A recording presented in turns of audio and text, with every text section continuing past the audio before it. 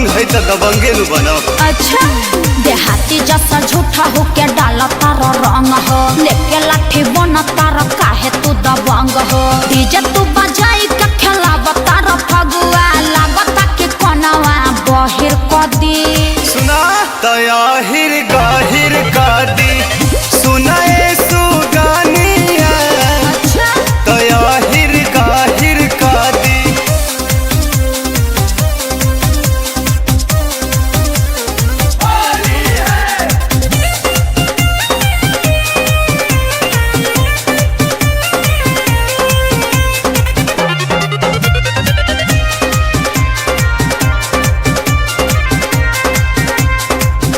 जनती तयती नहीं हम हिरन टोली में, एह से निमन मन मार के बैठल रहती होली। सबसे अलगे सबसे हटके हमर हवे अनदार, जादो जी के डालल कॉलर रखबू जिंदगी भर यार।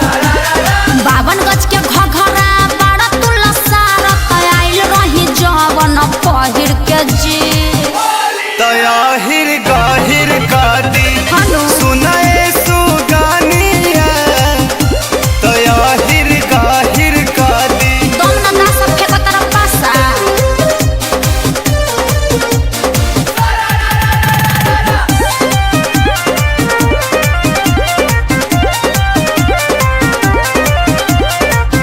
करत अखिले सबार बहुत घमंड हो, ऐसे कोनो लइके के ना डालल जाला रंग हो। छोटे बात के बर बोल के काहे करेलू बहबल, चलो यादव के संगे मजा ले, छोटा को तू खाटाल।